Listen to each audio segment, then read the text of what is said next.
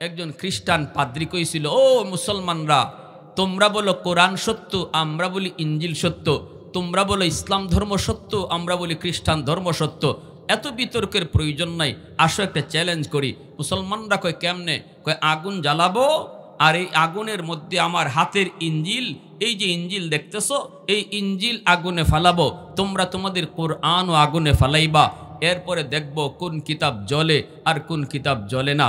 মুসলমানরা কয় এত বড় চ্যালেঞ্জ আমরা পারবো না, চলো বড় হুজুরের কাছে যাই। নিয়ে আসছে বড় হুজুরের কাছে। তৎকালীন সময়ের সবচেয়ে বড় হুজুর ছিলেন শাহ আব্দুল আজিজ মুহাদ্দিস দেহলভী রহমতুল্লাহি আলাইহি, যার এক ফতোয়ার কারণে গোটা ভারতবর্ষ স্বাধীন হয়েছিল, ইংরেজরা বিতাড়িত হয়েছিল আর ভারত স্বাধীন হয়েছিল। শাহ আব্দুল আজিজ মুহাদ্দিস দেহলভী রহমতুল্লাহি আলাইহির এক বিপ্লবী ফতোয়া। তিনি বলেছিলেন ইংরেজদের বিরুদ্ধে জিহাদ করা ফরজ আইন, যার যা আছে তা নিয়ে ঝাঁপিয়ে পড়ো। আল্লাহ তার আওয়াজটাকে ইব্রাহিম আলাইহিস ইসলামের আওয়াজের মতো প্রতিটা ভারতবাসীর কানে কানে পৌঁছে দিলেন। স্বাধীনতার বীজ রোপণ হলো, ভারত স্বাধীন হলো, সেই স্বাধীনতার জের ধরে বাংলাদেশ স্বাধীন হলো। আজ বাংলাদেশের স্বাধীনতার সমস্ত গৌরব যারা নিতে চাও, দ্ব্যর্থহীন কণ্ঠে বলতে চাই, মূল স্বাধীনতার পিছনে দেওবন্দি উলামায়ে কেরামের অবদান। উলামায়ে কেরামের অবদানটাই হলো স্বাধীনতার মূল পুঁজি। ইংরেজরা যদি ভারতবর্ষ থেকে না যাইতো, বাংলাদেশ স্বাধীন হওয়ার কোনো স্বপ্নই দেখতে পারতো না কেউ। ঠিক কিনা জোরে বলেন? ইতিহাস কি লিখছো তোমরা? কোথায় ইতিহাস? সত্যিকার ইতিহাস গেল কোথায়? সঠিক ইতিহাসটা জাতিকে জানাও। নিয়ে আসলো ওনার কাছে, আইসা বলতেছে, হুজুর এই মানুষটা কি কয় আপনি একটু শুনেন। হুজুর কয় কি বলো? কয় হুজুর আপনারা বলেন কোরআন সত্য, আমরা বলি ইঞ্জিল সত্য, আপনারা বলেন ইসলাম ধর্ম সত্য, আমরা বলি খ্রিস্টান ধর্ম সত্য, এত বিতর্কের দরকার নাই, চলেন একটা চ্যালেঞ্জ করি, একটা পরীক্ষা করি কোন কিতাব সত্য। হুজুর বলে কেমনে? কয় আগুন জ্বালাবো, আমার হাতের ইঞ্জিল ফালাবো, আপনারাও কোরআন আগুনে ফালাবেন, এরপরে দেখব কোন কিতাব জ্বলে আর কোনটা জ্বলে না। যেটা জ্বলবে না এই কিতাবও সত্য, এই ধর্মও সত্য। শাহ আব্দুল আজিজ মুহাদ্দিস দেহলভী রহমতুল্লাহি আলাইহি বসা থেকে দাঁড়ায় গেলেন, চিৎকার দিয়া বলেন, আমি এই চ্যালেঞ্জ গ্রহণ করলাম। আল্লাহু আকবার জোরে বলেন। আল্লাহর ওলি কয় ঘোষণা করে দাও, মাইকিং করে দাও, অমুক তারিখ এতটার সময় ওই মাঠে চ্যালেঞ্জ হবে। হাজারো হাজারো মানুষের কানে কানে আওয়াজ। এই আওয়াজ পৌঁছা মাত্রই মানুষজন নির্ধারিত তারিখে ময়দানে হাজির হয়ে গেল। রে যুবক, আল্লাহর ওলি মাইকটা নিয়ে তিনি বলেন, ভাইরা আপনারা এখানে অনেক হিন্দু এসেছেন, অনেক খ্রিস্টানও এসেছেন, অনেক ইহুদিও এসেছেন, অনেক মুসলমান ভাইয়েরও আপনারা এসেছেন। চ্যালেঞ্জটা হলো আগুন জ্বালানো হবে। আগুনের ভিতরে আমার এই ভাই তার খ্রিস্টান, সে হলো খ্রিস্টান পাদ্রী, তার হাতে আছে ইঞ্জিল, সে আগুনের ভিতরে তার হাতের ইঞ্জিল ফালাবে, আর আমিও আমার কোরআনকে আগুনে ফালাবো। এরপরে দেখব কোন কিতাব জ্বলে আর কোন কিতাব জ্বলে না। এই হলো চ্যালেঞ্জ। কিন্তু শুনুন, আপনারা যারা হাজারো হাজারো মানুষ দেখতে এসেছেন, আমি আপনাদেরকে লক্ষ্য করে বলি, চ্যালেঞ্জটা আমি আরেকটু বাড়াইয়া নিলাম, আরেকটু বাড়াইয়া, আরেকটু গাড়াইয়া নিলাম, আরেকটু গাড়াইয়া। কেমনি কয়? আল্লাহর ওলি শাহ আব্দুল আজিজ মুহাদ্দিস দেহলভী কয়, আমার ভাই সে তার ইঞ্জিল বুকে লইয়া আগুনে ঝাঁপ দিবে, আমিও আমার কোরআন বুকে লইয়া আগুনে ঝাঁপ দিব। আওয়াজ দেন না মিয়া সুবহানাল্লাহ। চ্যালেঞ্জ করতে আইছো মুসলমানের সাথে, এইবার টের পাইবা। ঠিক কিনা জোরে কোন? কয় না, শুধু ইঞ্জিল আর কোরআন আগুনে না, সে তার ইঞ্জিল বুকে লইয়া নিজে আগুনে ঝাঁপ দিবে, আমিও কোরআন বুকে লইয়া আমি নিজে আগুনে ঝাঁপ দেব। এরপরে দেখা যাবে কোন কিতাব জ্বলে আর কোন কিতাব জ্বলে না। শুধু তাই নয়, কারে আগুন জ্বালায় কারে আগুন জ্বালায় না। সবাই হাত উঠে কয় বলল, জনগণ উপস্থিত শ্রোতা যারা ছিল সবাই কয় হ আমরা রাজি। ঠিক না? এটা তো আরো ইন্টারেস্ট। কিন্তু ওই খ্রিস্টান পাদ্রীর পেটের মধ্যে মুচর দিয়া উঠল, মুচর। খ্রিস্টান পাদ্রী কয় হুজুর আমি মাপ চাই। কি কয়? হুজুর আমি মাপ চাই, এত বড় চ্যালেঞ্জ আমি নিতে পারবো না। হুজুর কই কেন পারবা না? আমি যদি পারি তুমি কেন পারবা না? ঠিক কিনা জুড়ে বলো। আমি যদি পারি তুমি কেন পারবা না? তোমার ইঞ্জিল কিতাব যদি সত্য হয় ইঞ্জিলও জ্বলবে না, তুমিও জ্বলবে না। আর কোরআন যদি সত্য হয় কোরআনও জ্বলবে না, আমিও জ্বলব না। আল্লাহু আকবার। কিন্তু ওই খ্রিস্টান পাদ্রী কয় হুজুর আমি মাপ চাই, হুজুর আমি মাপ চাই, আমি পারবো না।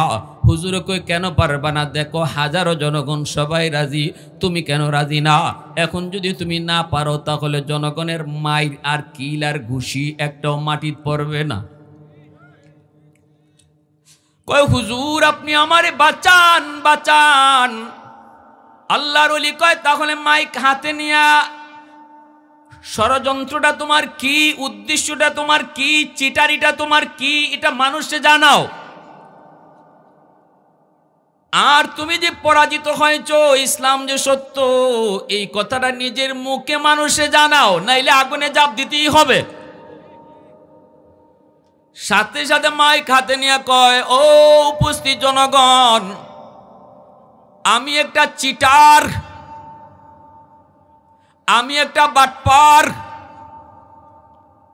আমি যে হাতে ইঞ্জিল কিতাব লই আইছি, এই ইঞ্জিলটা কেমিক্যাল মাখানো, মেডিসিন মাখানো। হাতের ইঞ্জিলটা আমার এমন মেডিসিন দিয়ে মাখায় আনছি, যদি এই মেডিসিন কোনো বস্তুতে মাখানো হয়, আগুনের ভিতরে যদি ফালানো হয়, আগুন ওই বস্তুটাকে জ্বালাবে না। এটা বস্তুটার কেরামতি না, এটা কেমিক্যালের কেরামতি, এটা হলো মেডিসিনের কেরামতি। হাতের ইঞ্জিলটা কেমিক্যাল মাখানো। আমি ইঞ্জিল কিতাব বুকে লইয়া যদি আগুনে ঝাঁপ দেই, আমার ইঞ্জিল ঠিকই জ্বলবে না, কিন্তু বডিতে আমি কেমিক্যাল মাখাই নাই। হ্যাঁ, বডিতে আমি কেমিক্যাল মাখাই নাই। আগুন কিন্তু ইঞ্জিল জ্বালাবে না ঠিকই, আমার বডির খবর আছে, আমারে কিন্তু ছাড়বে না। অতএব আমি এই চ্যালেঞ্জ গ্রহণ করতে পারবো না। এবার আপনারা শুনেন, আমি মেনে নিলাম আমার পরাজয়। আমি একটা বাটপারি লইয়া আইছিলাম, আমি একটা চিটারি নিয়ে আসছিলাম। সত্যিকার অর্থে ইসলাম ধর্ম সত্য, আল্লাহর কোরআন সত্য। এই কথা বলতেই উপস্থিত জনতার ভিতর থেকে 20,000 খ্রিস্টান যুবক সাথে সাথে কালেমা পড়ে মুসলমান হয়ে যায়। আওয়াজ দিয়া সুবহানাল্লাহ। এইবার মুসলমানেরা কয় হুজুর আপনি এটা কেমন কথা বলছেন? হুজুর আমরা তো দিলে কাঁপতেছি, এখনো আমরা কাঁপতেছি, এখনো আমাদের ভয় যায় না হুজুর। যদি ওই বেঈমান আপনার কথায় রাজি হয়ে যাইত, যদি সে আগুনে ঝাঁপ দিত ইঞ্জিল বুকে লইয়া, ওরে আগুনে জ্বালাইতো, আমাদের কোনো কষ্ট নাই। কিন্তু হুজুর আপনি যদি কোরআন বুকে লইয়া আগুনে ঝাঁপ দিতেন, আর আগুন যদি আপনারে জ্বালাইতো, তাহলে আমরা আপনাকে কোথায় পাইতাম? আমরা তো আপনাকে হারাইতাম। এই কথা বলতে আল্লাহর ওলির চোখ থেকে দর দর করে পানি পড়ে। আর কয় মুসলমানেরা রে, একটু শোনো, আমার আল্লাহ বলেছেন, আমার নবীও বলেছেন, যেই বুকের মধ্যে কোরআন থাকে, এই বুকটারে, এই সিনাটারে জাহান্নামের আগুনও জ্বালায় না। আমার এই সিনার ভিতরে 30 পারা কুরআন, আমার 100 ইয়াকিন ছিল, 100 ইয়াকিন ছিল। আমি যদি কোরআন বুকে লইয়া আগুনে ঝাঁপ দিতাম, তাহলে কোরআনের খাতিরে আগুন আমার পশমটাও জ্বালাইতো না। এজন্য বলি যুবক, একজন হাফেজের বাবা হওয়া ভাগ্য লাগে রে, একজন হাফেজের মা হইতে বড় ভাগ্য লাগে। ওই যে হাফেজ কোরআন, সে হিন্দু মহিলার ঘরে গেল, মহিলাকে মা কয়, মহিলাও তারে ছেলে কয়, বোনটাও তারে ভাইয়া কয়। এইভাবেই দিন চলছে। হাফেজ সাহেব নিজের পরিচয় দেয় না মহিলারে, সে যে একজন হাফেজে কোরআন। এইভাবেই চলছে, বড় মায়া, বড় আদর। অল্প দিন পরেই সন্তান দেখতেছে মায় কান্দে। মায় কয়, বাবা বাবা আমি কান্দতেছি বড় একটা দুঃখে। হাফেজ সাহেব কয়, মা তুমি কেন কান্দ? কয়, বাবা কান্নার কারণ হলো প্রতি বৎসর নির্ধারিত তারিখে রাত যখন 12টা বেজে যায়, মালদ্বীপের সাগর থেকে সিডর হয়, সিডর পানিটা অনেক উঁচু হইয়া জলোচ্ছ্বাসের মতো মালদ্বীপ শহরে আক্রমণ করে, অসংখ্য অগণিত মানুষের প্রাণহানি ঘটে। সরকার জ্যোতিষীদেরকে বলল, গণকদেরকে বলল, জ্যোতিষী বিদ্যা পরে বের করো, গণকেরা গণনা করে বের করো, কেন এমন হয়, কেন এমন হয়, কিভাবে মালদ্বীপকে রক্ষা করা যায়। সাথে সাথে জ্যোতিষীরা জ্যোতিষী বিদ্যা পরে বের করলো, গণকেরাও জানায় দিল এটা একটা খবিস জিনের কারসাজি। যদি এই সিডুর থেকে মালদ্বীপকে বাঁচাইতে হয় তাহলে একজন কুমারী সুন্দরী মেয়েকে রাম মন্দিরে রেখে দিতে হবে, যেই মন্দিরটা সাগরের পারে।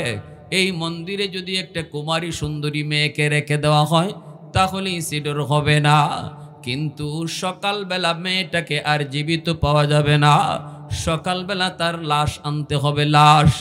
সরকার এই কথা শোনার পর বলতেছে, শহরের যত সুন্দরী কুমারী মেয়ে আছে তাদের তালিকা তৈরি করো, লটারি দেওয়া হবে। প্রতি বৎসর লটারিতে দেওয়া হয়, সুন্দরী মেয়ে যার নাম উঠে তারই এই মন্দিরে রেখে দেওয়া হয়। সিডুর হয় না, জলোচ্ছ্বাস হয় না, কিন্তু মেয়েটার লাশ হিসাবে ফিরে, মেয়েটাকে আর জীবিত পাওয়া যায় না। এই বৎসর লটারি দেওয়া হয়েছে, আমার কলিজার টুকরা মেয়েটার নাম লটারিতে উঠছে। বাবা তুমি বলো, যেই মেয়েটাকে এত আদর করে বড় করেছি রে, এত মায়া করে যেই মেয়েটাকে লালন পালন করেছি, আজকে আমি মার চোখের সামনে মেয়েটাকে লাশ হিসাবে দেখব, জিনের ভোগ দেওয়া হবে, আমি মা সেটা কেমনে সইব। এজন্যই মায় কাঁদতেছি।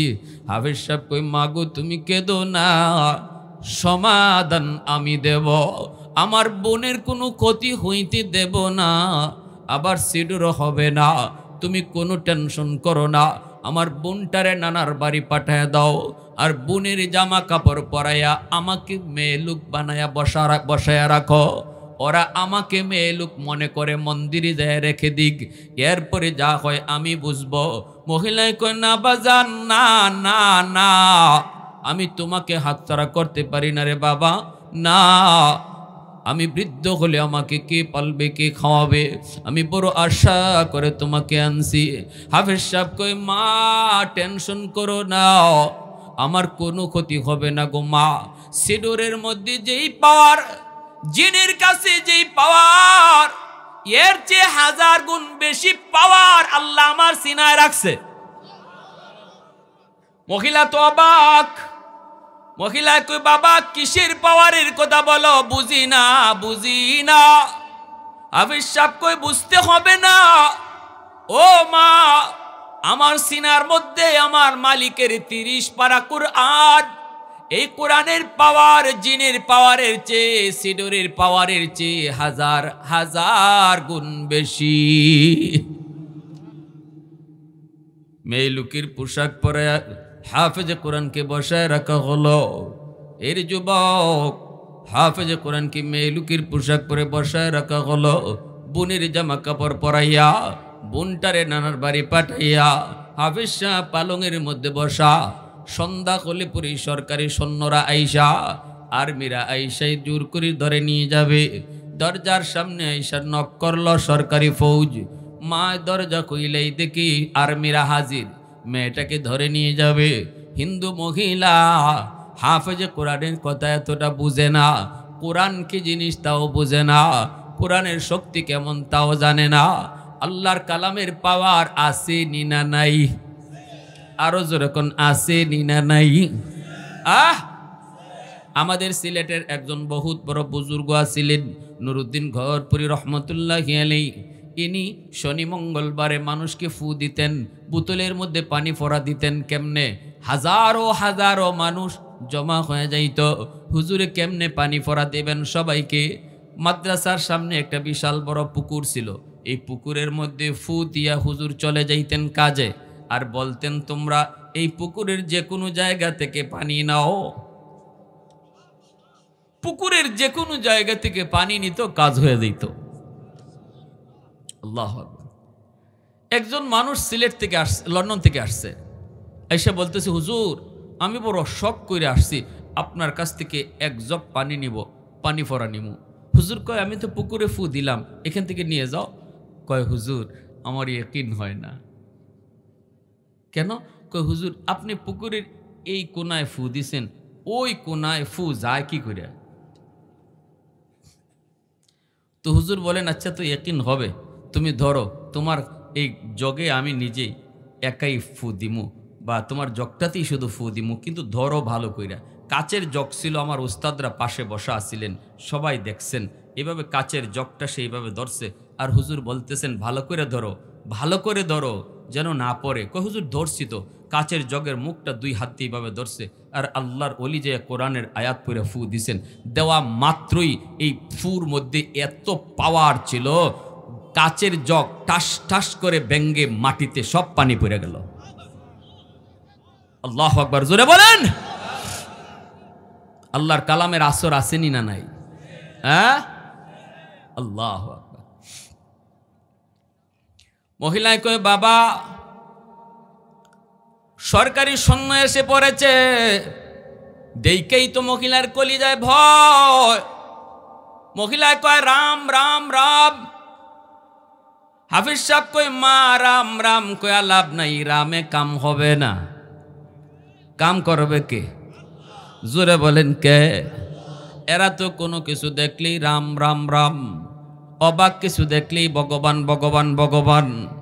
কইতে দেরি হয় না। বটগাছের বয়স কত? কয় 100 বছর। কইতে এটাই ভগবান।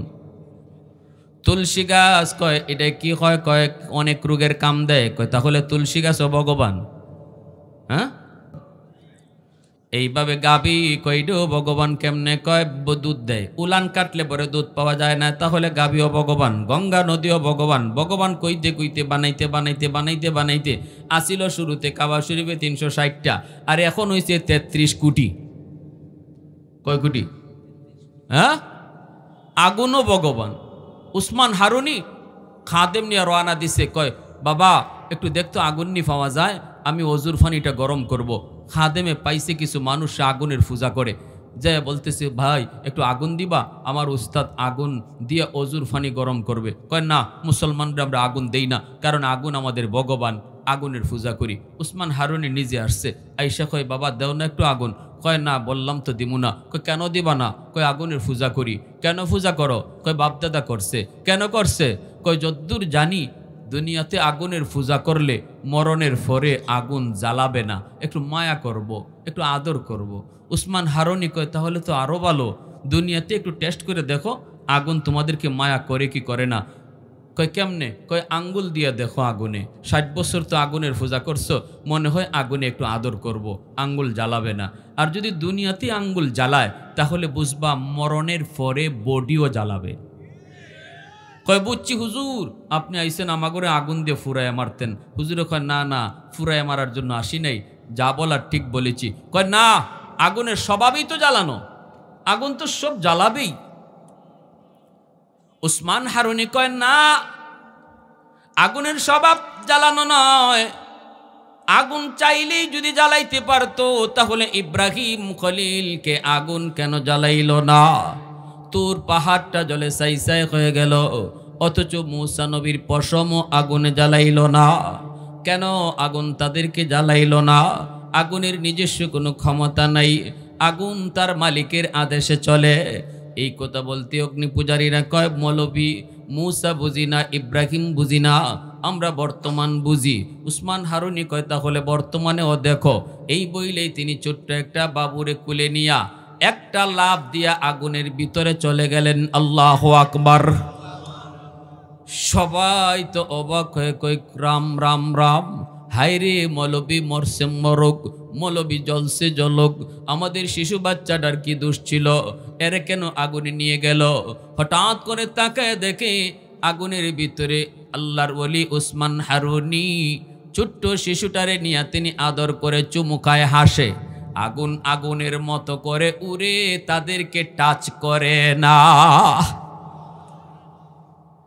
বেশ কিছুক্ষণ আগুনের ভিতরে থাকার পর আবার আল্লাহু আকবার কইয়া শিশু বাচ্চাটারে নিয়ে তিনি লাফ দিয়া তিনি বের হয়ে আসলেন। এইবার অগ্নি পূজারীরা কয় হায় হায়, আমরা এতদিন পর্যন্ত কাকে ভগবান বলি? আগুন তো বড় ভগবান নয়, যাকে আগুন জ্বালাইতে পারে না সে তো বড় ভগবান। ওই যে ভগবান বাড়ায়, এইভাবে বাড়াইতে বাড়াইতে 33 কোটি হয়েছে। এখন ওনাকে সেজদা দেওয়া শুরু করছে। উসমান হারুনি লাঠি দিয়ে আঘাত করে, রে আহমকের দল, এ বেকুফের দল, আগুন যে আমাকে জ্বালায় নাই এটা আমার কোনো কৃতিত্ব না, আমার কোনো বাহাদুরি না, আমি আগুনের মালিকের পূজা করি, আগুনের পূজা করি না। তোমরাও যদি আগুনের পূজা না কইরা মালিকের পূজা করো তাহলে আগুন তোমাদেরকেও জ্বালাবে না। সাথে সাথে উপস্থিত সবগুলা অগ্নি পূজারী আল্লাহর ওলি উসমান হারুনির হাতে হাত রেখে কালেমা পড়ে মুসলমান হয়ে যায়। হাফেজে কোরআন কয়, মা রাম রাম কইও না, রামে কোনো কাম হয় না। সাথে সাথে মা নীরব। সরকারি ফৌজেরা ঘরের ভিতরে ডুইকা দেখে পালঙের ভিতরে বসা একটা সুন্দর বালক, এত সুন্দর তার চেহারা, কোনোদিন তারা মালদ্বীপে এত সুন্দর মানুষ দেখে নাই। বলুন তো, চেহারা তো সুন্দর হবেই, কারণ এই বাচ্চাটার জন্ম তো মালদ্বীপে নয়, জন্ম হলো মক্কায়, যেখানে আমার নবীর দেশ। এজন্য চেহারাটার ভিতরে এত মায়া, এত আকর্ষণ। সরকারি সৈন্যরা কয়, এত সুন্দর মেয়ে তো কোনোদিন দেখি নেই। এ যুবক, আমার ওয়াজটা বুঝে থাকলে বলেন, এটা ছেলে না মেয়ে? হয় নাই? পিছনের বাইরা কয় নাই, জোরে কও, ছেলে না মেয়ে? ছেলে, কিন্তু পোশাক পরছে মেয়ে লোকের। এরা তো বুঝে না, দাড়ি মুছ নাই, বুঝার তো কোনো কুদরত না। এখন শুরু হবে আল্লাহর কালামের পাওয়ার। মনোযোগ কার কার একটু হাত ওঠে, একটু আল্লাহরে দেখান। আল্লাহ কবুল করো, জোরে কোন আমিন, আরো জোরে আমিন। আল্লাহ পাক কই জানোনি, আল্লাহ পাক কই জানোনি, এই জমিনের ভিতরে যেই পরিমাণ গুনাহ হয়, অত্যাচার হয়, জুলুম হয়, বহু আগেই জমিন মানুষকে খেয়ে ফেলতো। বেনামাজিকে জমিন গিলে ফেলতো, সুদকুরকে জমিন গিলে ফেলতো, ঘুষকুরকে জমিন গিলে ফেলতো। জমিন প্রতিদিন আমি আল্লাহর কাছে আবদার করে, এরে নাটুরের মানুষ, আপনাদের নাটুরের জমিনটাও প্রতিদিন আল্লাহর কাছে আবদার করে, আলা কুল্লা ইয়াউমিন ওয়াল আরদু ইস্তাজিলু রাব্বাহু। জমিনে কয়, মালিক আর কত নাফরমানের হাঁটা আমি দেখব, আর কত বেনামাজির পায়ের বোঝা আমি নিব। ও মালিক, সুদকুরির পায়ের আওয়াজ কত শুনব। ও জমিন, আল্লাহ পাক কয়, রে জমিন থাম, তোর কি ইচ্ছা একটু তুই ক। জমিনে কয়, মন চায় এই বেনামাজিরে আমি গিলে ফেলি, জিন্দা কবর দিয়ে ফেলি। ও মালিক, অনুমতি দাও, আসবিরু মাতা আসবিরু, কত কাল আর আমি ধৈর্য ধরব, আমার আর ধৈর্য কুলায় না গো আল্লাহ, আর কত আমি নাফরমানের অহংকারী হাঁটা দেখব। অনুমতি দাও, অনুমতি দাও, সুদকুর ঘুষকুরকে আমি জিন্দা কবর দিয়ে ফেলি। আল্লাহ পাক রব্বুল আলামিন কয়, শুধু জমিন নয়, সাগর, মহাসাগরগুলিও প্রতিদিন আমি আল্লাহর কাছে আবদার করে। কক্সবাজার সমুদ্র সৈকতের পারে যায় কত যুবক অন্যায় করে, জুলুম করে, নাফরমানি করে, সাগরের পানি চেয়ে চেয়ে দেখে। গেছে বেড়াইতে করে অন্যায়, ঠিক কিনা জুড়ে বলো? সাগরের পানি আল্লাহর কাছে আবদার করে, মালিক আমি পানি আর কত গুনাহ দেখব, আর কত নাফরমানি দেখব। ওই নাফরমানগুলি জমিনটারে নাপাক বানায় ফেলছে। আল্লাহ, আমি পানিকে তুমি অনুমতি দিবানি, ওই নাফরমানগুলাকে আমি ডুবায় ফেলবো, ওই জমিনটারে আমি পাক বানায় ফেলবো। আল্লাহ, তুমি অনুমতি দিবানি। মুহূর্তের ভিতরে আমি কত উশৃঙ্খল হই, নাফরমান দেখে জানে। 10 তলা বিল্ডিং আমি পানি ডুবাই দিতে পারি। আল্লাহ, সব কিছু এই নাফরমান জানে, এরপরও কিন্তু আমি পানিরে দেখায় দেখায় গুনাহ করতেছে, নাফরমানি করতেছে, আর কত দেখব। আল্লাহ, অনুমতি দাও, সবগুলিরে আমি গিলে ফেলি। আল্লাহ পাক রব্বুল আলামিনের কলিজায় কত মায়া, কত দরদ তোমার আমার জন্য রে যুবক। আল্লাহ তখন জমিন রে ধমক দিয়া কয়, এরে জমিন ভালো করে শুন, আমি আল্লাহ দেখতেছি জমিনে কত গুনাহ হয়, কত অত্যাচার হয়, কত জুলুম হয়, কত নাফরমানি হয়। এরপরও আমি নগদ কেন ধরি না জানোনি? কারণ এই মানুষকে আমি আল্লাহ বড় আদর করে বানাইছি। আসমান আল্লাহ বানাইছেন কুন ফায়াকুন বইলা, জমিন আল্লাহ বানাইছেন কুন ফায়াকুন বইলা, ফেরেশতা আল্লাহ বানাইছেন কুন ফায়াকুন বইলা। কিন্তু আমারে আপনারে আল্লাহ পাক, আমারে আপনারে আল্লাহ পাক কুন ফায়াকুন বলে বানায় নাই। আমারে আপনারে যখন আল্লাহ বানাইছে, আল্লাহ বলে খলাকতু বিয়াদাইয়া, আমি মানুষকে নিজের হাত দিয়া বানাইছি। অথচ এই ফেরেশতা বানাইতো আল্লাহ হাত লাগাই নাই রে। জমিন বানাইতো আল্লাহ হাত লাগাই নাই। জান্নাত জাহান্নাম বানাইতো আল্লাহ নিজের হাত লাগাই নাই। যুবক, তোমাকে বানাইতে আল্লাহ নিজের কুদরতি হাতটা লাগাইছে। কারণ এই চেহারার মধ্যে এত দামি কপাল, এত দামি কপাল। আল্লাহ বলে এই কপালটা আমি আমার সাজদার জন্য বানাইছি। অতএব এই কপাল ফেরেশতাদের হাতে বানাইলে হয় না, আমি নিজের হাতে কপালটা বানাইছি। আল্লাহ কয়, জমিন, যতদিন পর্যন্ত এই জমিনে হাফিজে কোরআন থাকবে, যতদিন পর্যন্ত মানুষ মাদ্রাসাকে মহব্বত করবে, যতদিন পর্যন্ত এই জমিনে আমি আল্লাহর কালামের আওয়াজ উঠবে, ততদিন পর্যন্ত এই জমিন আমি টিকায় রাখবো। জোরে কোন সুবহানাল্লাহ। মাদ্রাসা যতদিন থাকবো, হাফেজে কোরআন যতদিন জমিনে থাকবি, কোরআনের আওয়াজ চলবে, আমি আল্লাহ জমিন টিকায় রাখবো। ওই গুনাহগার বান্দার গুনাহ আমি দেখতেছি, অপেক্ষা করি কোথায় কোন জায়গায় মাহফিলে বইসে চুকির পানিটা ফেলায় আল্লাহ ভুল করেছি, আল্লাহ জীবনে বহু ভুল করেছি, যৌবনকালটা গুনায় কাটাইছি। অথচ ডান দিকে তাকাইলে দেখি আমার বন্ধু কবরে শুয়ে রইছে, বামে তাকাইলে দেখি আমার বন্ধু কবরে শুয়ে রইছে। আল্লাহ ভুল করেছি, আর জীবনে নাফরমানি করব না গো, আর জীবনে নামাজ ছাড়বো না, হারাম কাজ করবো না। আল্লাহ কইরে, জমিন ভালো করে শুন, আমার বান্দা এমন তওবা করার সাথে সাথে আমি তার পিছনের জীবনের সব গুনাহ মাফ কইরা দিমু। এজন্যই ওই হাফেজে কোরআন কয়, মা টেনশন তুমি কইরো না, আমাকে বিদায় দাও। সরকারি ফৌজেরা তারে ধরে নিয়ে যাইতেছে। হাফেজ সাহেব কয়, আমায় টাচ করা লাগবে না, আমি নিজেই যাব। নিজেই তারে নিয়ে যাইতেছে। যাইতেছে যাইতেছে সাগরের পারে সেই রাম মন্দির, মন্দিরে রাইকে সরকারি সৈন্যরা চলে আসলো। হাফেজে কোরআন মন্দিরে ডুইকা মহিলাদের পোশাকটা খুইলা, ভিতরে তার নিজের পোশাক, হাতের মধ্যে ছিল জায়নামাজ। জায়নামাজটা মন্দিরের ভিতরে বিছায়া দিল।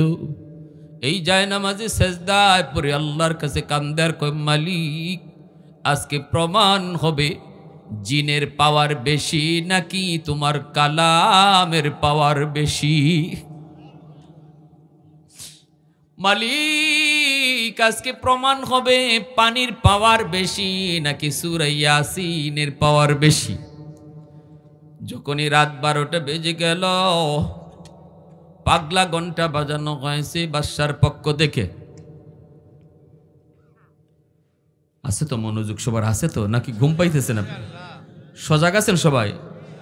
লা ইলাহা ইল্লাল্লাহ, জুরে লা ইলাহা ইল্লাল্লাহ।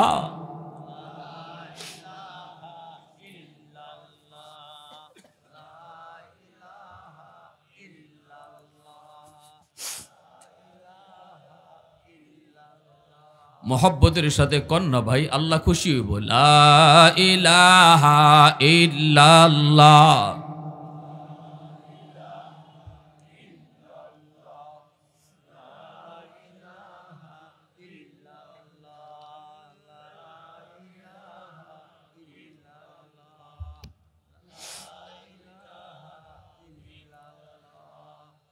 লা ইলাহা ইল্লাল্লাহ।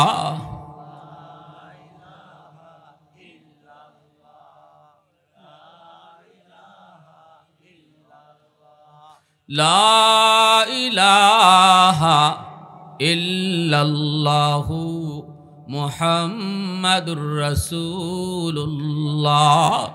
জুরে বলি সাল্লাল্লাহু আলাইহি ওয়াসাল্লাম। ये जिक्र खुदा दिल में सदा रखने दिया कर,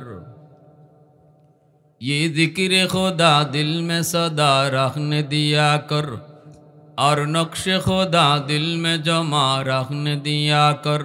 क्या जाने हक इस्लाम है कोई फजल इलाही, हर वक्त दौर क़ल्ब खला रखने दिया कर। मुर्शिद की नजर गज़ बसर से न होती है क्या खुश नजरी खुश नजरी खुश नजरी है क्या खुश नजरी खुश नजरी खुश नजरी है दिल तूर के दिल जूर दिया सबका खुदा से क्या दिल शिकानी है क्या दिल शिकानी है जोरे बोली अल्लाहु আকবার। একজন হাফেজের মাথায় যখন পাগড়ি পরানো হয় তখন আল্লাহ পাক কয় বান্দা শুন আজকে তোর সন্তানের মাথায় পাগড়ি পরানো হয়েছে কিয়ামতের ময়দানে আমি আল্লাহ তোমরা মা বাবার মাথায় আমি পাগড়ি পরাবো। মান কারা আল কুরআন ওয়া আমিলা বিমা ফিহি উলবিসা ওয়ালিদাহু তাজান ইয়াউমাল কিয়ামা। আল্লাহর নবী রহমতের নবী বলেন যে হাফেজ সাহেবের মাথায় পাগড়ি আজকে আমরা পরাইলাম তাদের বাপমার মাথায় পাগড়ি পরাইবেন হাসরের ময়দানে কে? একটু জোরে আওয়াজ দিয়া বলেন কে? কিয়ামতের ময়দানে আল্লাহ বলবো কই মা কই বাবা? নবীর মা নবীর বাবা হাজির। আল্লাহ বলবে আমি কোন নবীর মা বাবারে খুঁজি না, কোথায় হাফেজের মা কোথায় হাফেজের বাবা? আসো। হাফেজের মা আলেমের বাবা ঈশা কইব আল্লাহ আমি অমুক হাফেজের মা অমুক আলেমের বাবা। আল্লাহ হাসরবাসীর সামনে কইব আমি তো তোমাকেই খুঁজতেছি, আমি তো তোমাকেই খুঁজতেছি। সমাজের 100টা ছেলের ভিতরে 90টা ছেলেই গেছিল স্কুল কলেজের দিকে, আর তুমি বাবা সন্তান নিয়ে রওনা দিছিলাম আমি আল্লাহকে খুশি করার জন্য মাদ্রাসার দিকে। ওই দিনই আমি তোমার জন্য পাগড়ি বানায় রাখছি রে বান্দা, ওই দিনে আমি তোমার জন্য নিজের হাতে পাগড়ি বানায় রাখছি যেদিন তুমি তোমার সন্তানরে নিয়ে মাদ্রাসার দিকে হাইটে হাইটে আসছিলা। দুনিয়ার মানুষগুলা কইছিল ফুলারে মাদ্রাসায় দিও না চাকরি পাইব না, তার কোনো কি নাই সার্টিফিকেট নাই কোনো সরকারি চাকরি নাই কেমনে চলবে কেমনে খাইবে। কিন্তু তুমি কইছিলা না আমি দুনিয়ার লোভে না আখিরাতের লোভে সন্তানরে মাদ্রাসায় দিছি। আল্লাহ পাওয়ার জন্য সন্তান নিয়ে মাদ্রাসায় রওনা দিছো, সমাজের মানুষের সাথে জিহাদ করছো, মানুষ তোমারে কত কিছু কইছে তুমি কোনো কথা কানে দাও নাই, মাদ্রাসার দিকে রওনা দিছিলা। ওই সময়ই আমি আল্লাহ খুশি হইয়া তোমার লাগি পাগড়ি বানায় রাখছি। আল্লাহু আকবার জোরে বলেন, আর একটু জোরে কন্যা আল্লাহু আকবার। আমার আম্মা আমার আব্বা আমারে মাদ্রাসায় দিয়েছেন, অথচ আমার চাচারা কেউ রাজি ছিল না, আমার ভাইরা কেউ রাজি ছিল না, আমার দাদারা কেউ রাজি ছিল না। আমি স্কুলে একটা ভালো স্টুডেন্ট ছিলাম, প্রাইমারি পর্যন্ত পড়ালেখা করছি। তখনকার সময় মাদ্রাসায় এরকম অঙ্ক ইংরেজি ছিল না, বর্তমানে যেভাবে সিলেবাস ঢুকানো হয়েছে। এজন্য আমার আব্বা তিনিও একজন সরকারি হেলথ ইন্সপেক্টর, বর্তমানে রিটায়ার্ড। আমার ইমিডিয়েট আপন ছোট ভাই বর্তমানে আসিফ নজরুল স্যার আইন উপদেষ্টা, ওনার একান্ত সচিব আমার আপন ছোট ভাই। এইভাবে সবাই জেনারেল লাইনে বড় বড় শিক্ষিত। আমাকে মাদ্রাসায় আব্বা দিবেন, কেউ রাজি ছিল না, কেউ রাজি ছিল না। বলুন তো আমার আব্বা আমারে মাদ্রাসায় দিয়া ঠকছেন না জিতছেন? একটু আওয়াজ দিয়া কও না রে বাবা, কও না।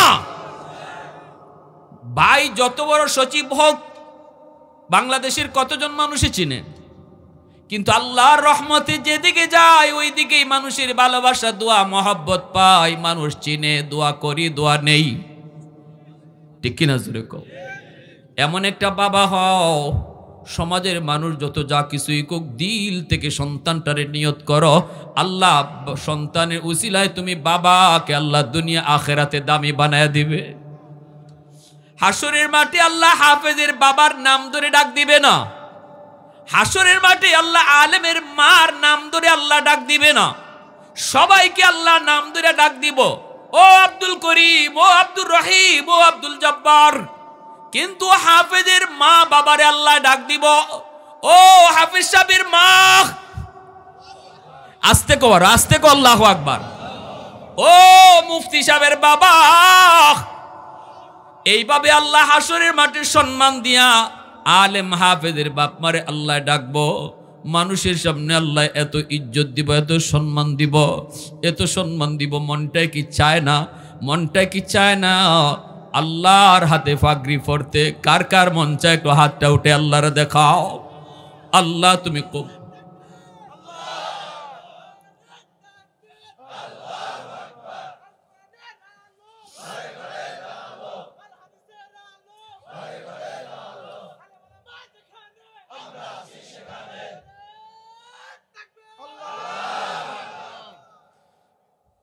ধন্যই মা ধন্যই বাবা, যেই বাবা সন্তানটারে হাফেজ বানাইছে, আলেম বানাইছে।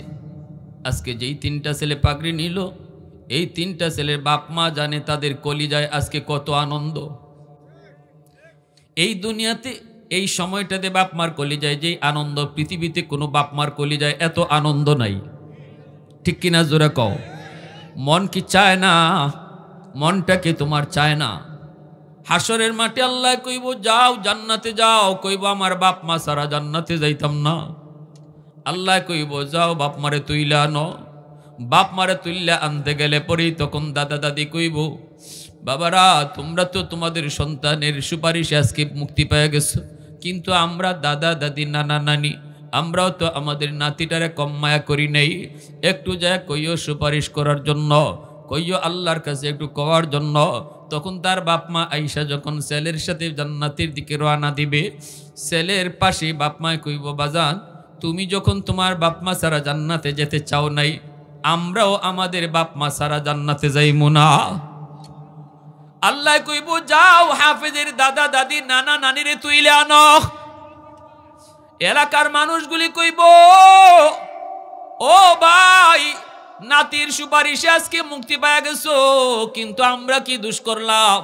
আমরা তো ওই এলাকার মানুষ, যে এলাকার মাদ্রাসায় পইরা তোমার নাতিটা হাফেজ হইছে, আলেম হইছে, আমরা তো এই মাদ্রাসায় সাহায্য করছি, সহযোগিতা করছি, তারে একটু পড়ালেখার সুযোগ দিছি, খাওয়ার সুযোগ দিছি, একটু আমরার কথা যায় একটু কইও।